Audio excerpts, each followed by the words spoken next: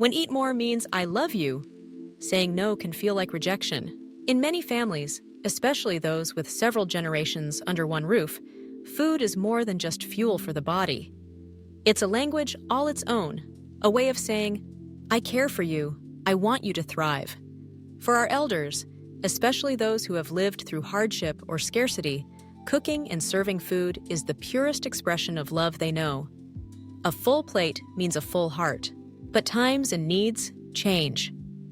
Younger generations often find themselves navigating new priorities, personal diets, medical conditions, or simply the desire to set healthier boundaries. They may need to say no to that extra helping, or choose a lighter dish.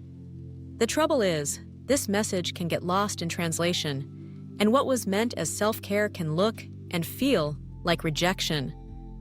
What started in love can quietly turn into hurt. Imagine a son living with diabetes, gently declining grandma's famous rice. She insists, just a little, her eyes pleading. Or a daughter-in-law, choosing to pass on fried food, catching a subtle glance of judgment across the table. Or a teenager, quietly slipping unwanted food into the trash, feeling guilty because they didn't want to hurt anyone's feelings. These moments are about so much more than what's on the plate. At their heart, these conflicts are emotional mismatches. One person offers love through food, a second serving, that special dessert, a heaping bowl of comfort. Another sets boundaries, trying to honor their health or their own needs, and hopes to be respected for it. Yet both sides walk away feeling misunderstood. One wounded, the other guilty or defensive. Psychologists call this emotional misalignment. For one generation, love is generosity. The more you give, the more you care. For the other, love shows up as respect. The more you honor my no, the more deeply I feel your love. When these views collide, the results aren't just awkward moments. They can quietly create a ripple of silent resentment, guilt, and hurt feelings. Suddenly, the dinner table, once a place of laughter and connection, feels heavy, even when the plates are full. So, what can families do to build bridges across this emotional divide?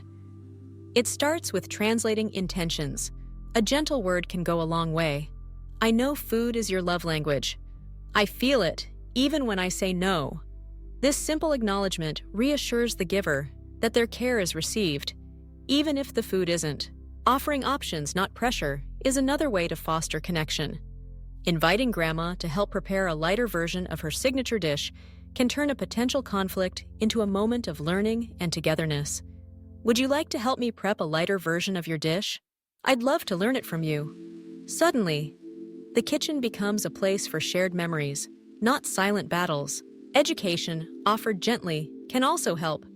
Saying, the doctor said less salt helps me stay longer with you, shifts the conversation from restriction to longevity and ties self-care back to togetherness. When families open up these conversations, something beautiful happens. Love doesn't diminish when the plate is half full. It expands when hearts feel heard. The kitchen becomes a space for laughter, learning, and mutual respect.